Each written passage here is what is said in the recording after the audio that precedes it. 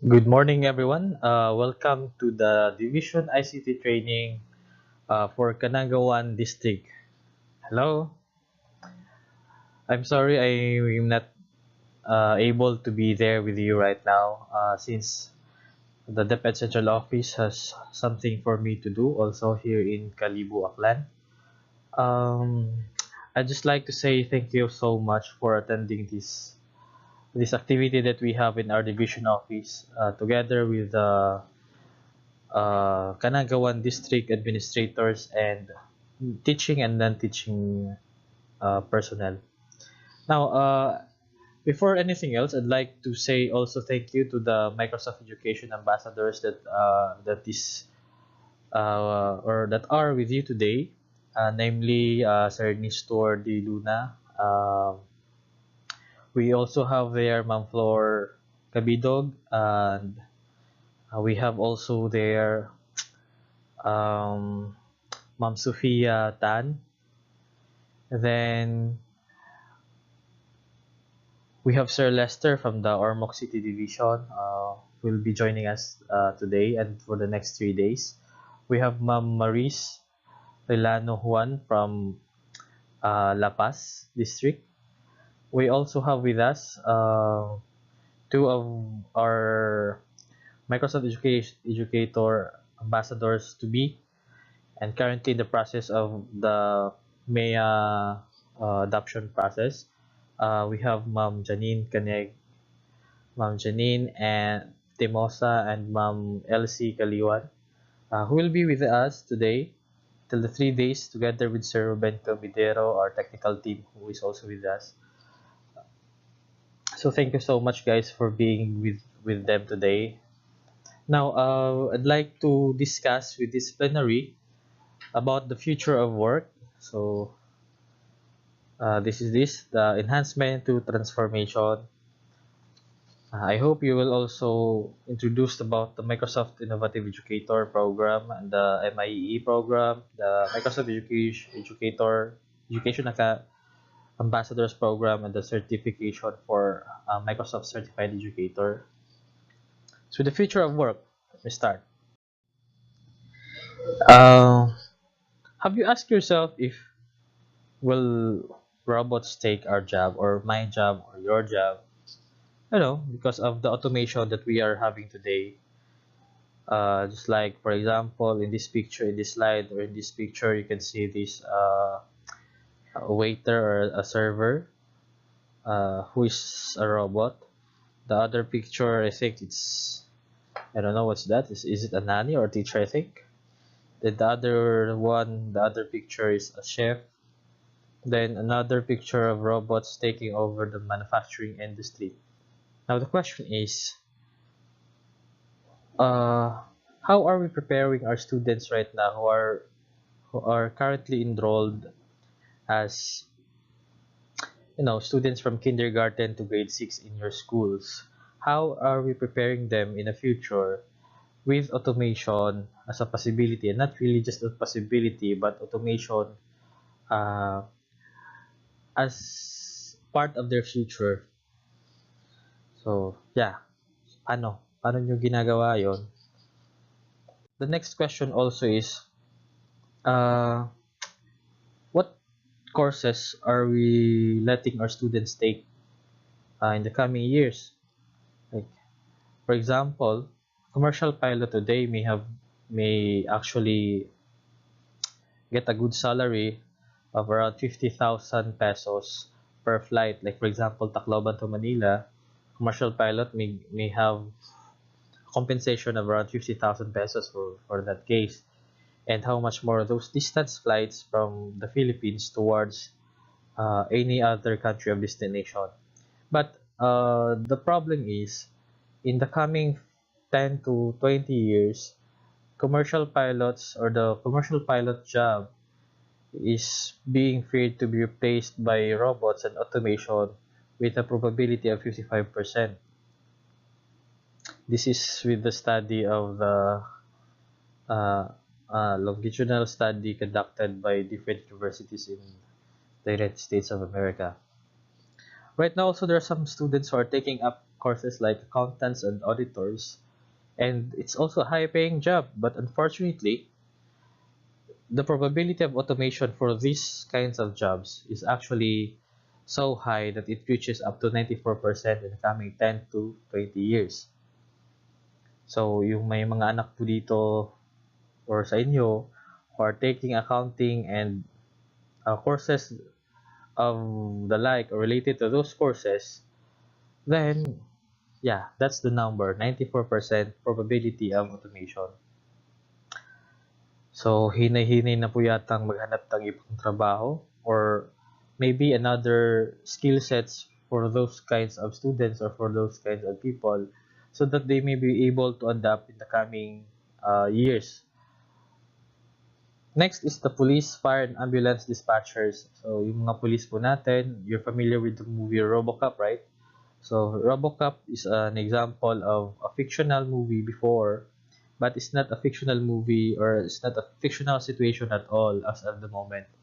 Because currently, they are making robots who can act and do the job of some police officers, fire officers, and ambulance dispatchers. And sad to note also, there are 49% chance or probability that these jobs will be taken over by robots and automation. And the last one example here is the customer service representatives or our business processing outsourcing personnel or the BPOs or commonly known as call center agents. There are 55% also chance of automation for this kind of jobs.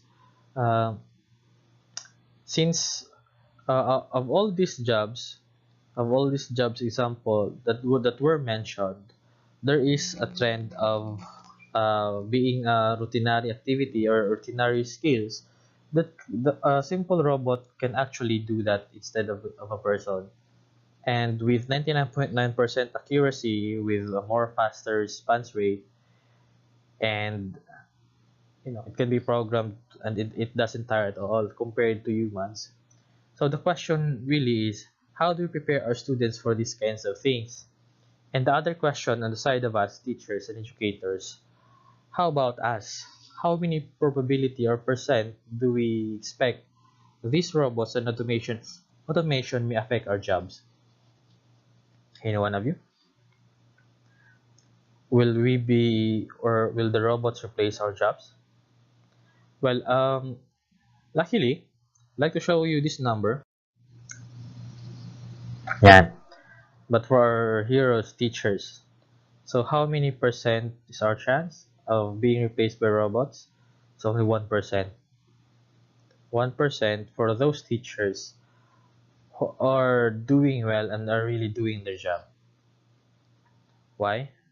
Because it's not always about just the knowledge that we teachers can give to our students, but it's more than that. Because if we're just going to talk about knowledge, a teacher giving or kumbaga teacher-centered instruction, that is still some of our teachers or some of you might be doing right now. There's really a chance for you to be replaced by robots or will be affected by this automation.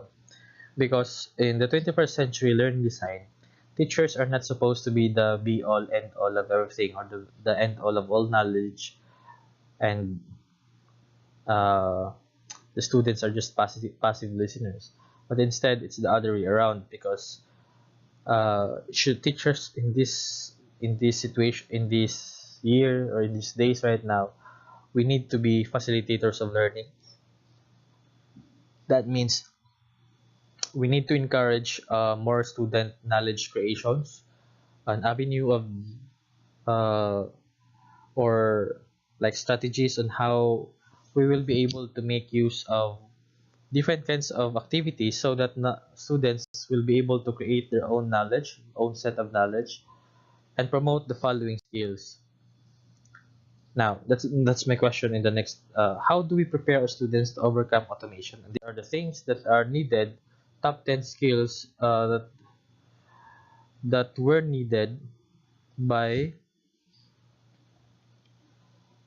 the different kinds of employers This is the source is from the Future of Jobs report, World Economic Forum. So in the year 2015, these are the top 10 skill sets that employers are looking for to their applicants. Number one, there is complex problem solving, coordinating with others, people management, critical thinking, negotiation, quality control, service orientation, judgment, and decision making, active listening, and creativity. So that was way back 4 years ago. But there's a question right now because we are now in 2019 and the next year is 2020. These are the top 10 skills needed in the coming year. So number one, complex problem solving is still there. Critical thinking, creativity, people management, coordinating with others, emotional intelligence, judgment and decision making, service orientation, negotiation, and cognitive flexibility. Now, there's a problem with this because my question is, how do we teach or incorporate the following skills in our teaching and learning processes every day? Because in the Department of Education, especially in the public schools sector, I know all of you are teachers here right now who are class advisors do prepare this what we call class programs, wherein we teach separately subjects like English, mathematics, Filipino, science, araling panlipunan, and edukasyon sa pagpapakatao. Now, these subjects are being taught independently from one another and is given time allotment. But the question is, are we giving this the chance to our students to develop the following skills when we are teaching those subjects that is mandated by the Department of Education?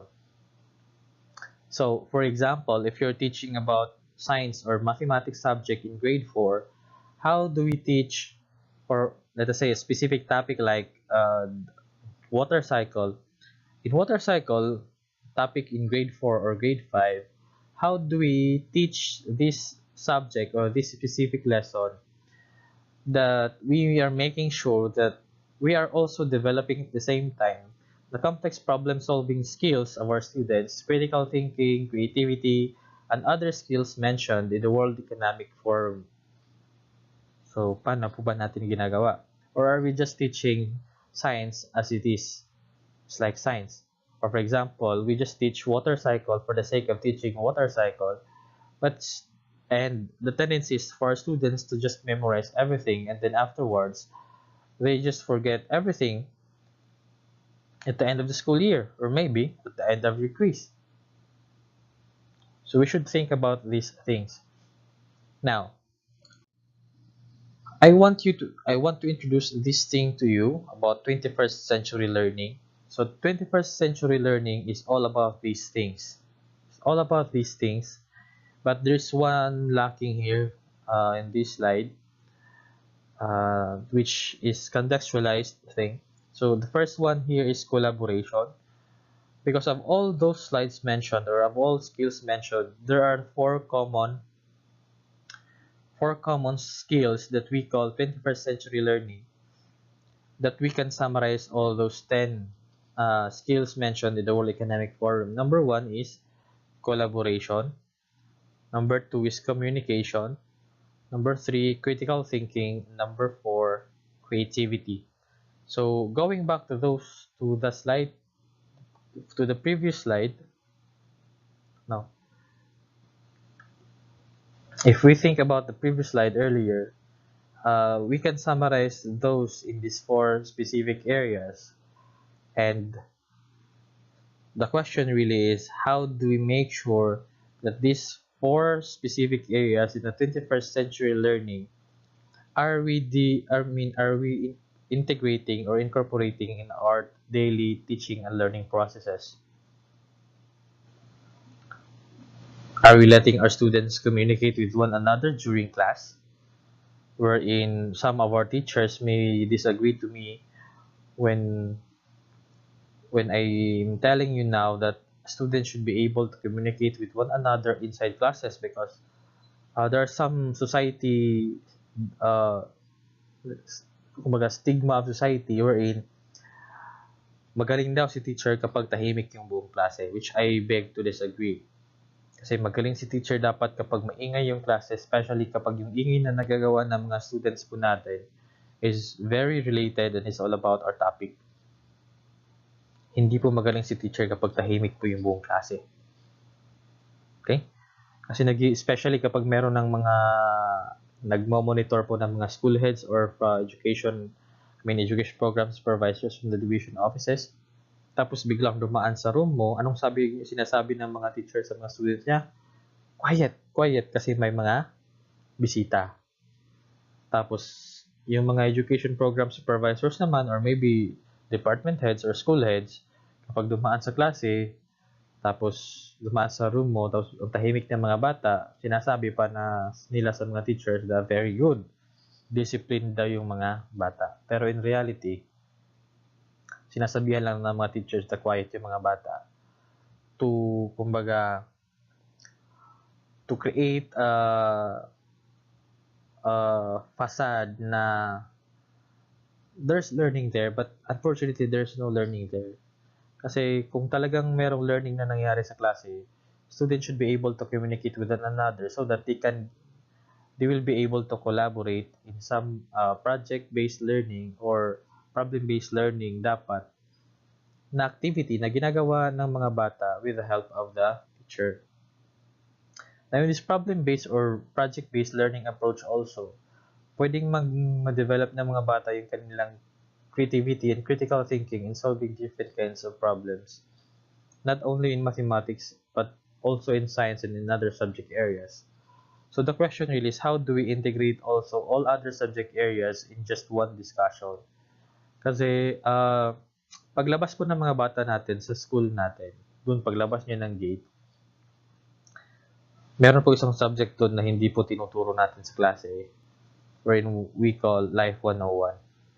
Kasi sa labas po ng gate po natin, sa classrooms, hindi naman po tinuturo independently sa labas yung English, Math, Science, Filipino, or kung ano pa man. Halo-halo po yan. And society is expecting us, teachers, to be able to teach our students how to live and cope with life with the help of the different subject areas that we are teaching them. Pero dapat wala po siyang disconnect in the real life situation po dapat natin. Kaya nga, in the Department of Education, there are some programs like contextualization, localization, indigenization, and mother tongue instruction or the MTBMLE. The idea is dapat walang disconnect between the school and dun sa labas ng school in the real life po ng mga bata, dun sa bahay, sa society. Kasi dapat yung tinuturo sa school, yun din po yung kung paano talaga mamuhay yung mga bata outside sa society and to prepare them in the future that actually we do not know. Yun po yun. Now, I'd like to show you the result of the National ICT Competency Standards for Teachers way back 2015. That was 4 years ago in the Department of Education Division of Leyte. So, there is around 2.5% of our teachers, or 16,000 employees, 2.5% of that is above proficiency level in terms of ICT standards for teachers, while 28.6% is in the proficient level, 40.8 is approaching proficiency, and 28.1 is in the beginning level. So yun po yung data natin sa mga teachers natin with regards to the National ICT Competency Standards way back in 2015, and now we are in 2019. The plan for the whole division office of Leyte is to conduct different ICT programs or trainings like this that we are now conducting in your district, but with the mere number of schools and districts and teachers in the whole division of Leyte, we have not done the 50% of training or learning and development programs for our teachers. That's why the training for Kanagawan district is just happening right now. At the end of this program, we'd like to measure also this competency vis-a-vis the previous result in the year 2015. Now, in the said competency program and the different observations around the whole division of Leyte and the different kinds of school, kadalasan po mga teachers natin, if we are going to consider this model here, the sum R model, nasa substitution pa rin po na level. So, substitution po na level, that means technology is a direct substitute with no functional change. Like for example, yung ginagawa po natin na yung dati na nasa Manila paper, MP3 technology, tapos naging MP4 pa, nilipat lang natin sa PowerPoint. Tapos wala siyang functional change. Yung sinulat natin noon sa Manila paper, nilipat natin sa PowerPoint. Tapos yun na. Yun usually ginagawa naman sa klase natin. Nakakalungkot siyang isipin na majority of our teachers are doing this, na kapag sinabing ICT integration, PowerPoint lang, okay na. Which is problema po nun, medyo may mali po yun. Because it's not ICT integration pa na part. Though, yeah, magsisimula ka na level, I'm happy with that, but it should not stop right there. There are 3 more levels going up for us to be able to really consider and transform our classes and really say that we are conducting ICT integration in our school. So the next level is augmentation. So technology is a direct substitute with functional improvement. So usually ginagawa to is nagkakaroon po ng augmented reality augmentation, like for example, pagputok ng volcano, you cannot bring the real volcano inside your class and let it explode. Or let us say, how do you augment the idea of the respiratory system or circulatory system in your class? So yung iba gumagamit ng mga models manipulatives. But for technology, pwede natin gawing videos or video clips kung paano ba ginagawa yung, let us say, heart bypass, yung pag-explode ng volcano and all. So meron na po mga videos na ginagamit, video clips na naka-attach po dun sa PowerPoint at hindi lang po siya text. Okay? Next is the modification level. So technology allows for significant task redesign. So dito na po nagsisimula dapat si knowledge creation ng mga students natin. For example, do we let our students use computers by letting them create knowledge or contents to show how they learn in a certain topic? Let us say, if you're discussing about something, magandang topic, let's say the food chain. So instead of just discussing food chain and then letting them take a quiz, why not let them draw a diagram using Paint or using the graphic organizers in PowerPoint? Let them draw or create diagrams from their own or from their group, and then let them present it in class, because that way they are making use of technology to create contents and create knowledge on how they understand the things that you're discussing in class or with the groups. So yun po dapat si modification doon. Tapos redefinition naman is the highest form, kasi students are now using technology to exchange ideas with other groups of students or other group of people to discuss these things that they have learned. For example, dun sa food chain, maybe some students can actually exchange videos with other students in the class or other videos in the school. Or kung madidiskussanan nyo dyan yung flip grade. So I have an example there na, let's say, araling palipunan ninyo in grade 3. We know for a fact na wala pong learning materials for araling palipunan, mga lalawigan sa ating rehiyon in grade 3 right now, or for the past 4 years. And the learning materials that we're using in Region 8 are actually materials that is intended for Region 7 students. Hindi po kasi pwede na mga lalawigan sa ating rehiyon tapos yung libro na ginagamit natin is from Region 7 wherein we are actually from Region 8. So, I have this idea na kung sana makagawa yung maging isang activity, yung flip grid na students will be able to share the different places in their locality, introduce it in the whole community of students or teachers in grade 3, in the whole division of Leyte. So that's redefinition. Gumagamit yung students ng technology, they create blogs, video logs, or blogs to exchange ideas of reality and exchange ideas that they create yung ginawa mismo ng mga students and exchange them to other students within their age group or within, for example, grade 3. So, grade 3 students in the division of Leyte. So, the question is, kaya ba natin gawin yun ng mga activities?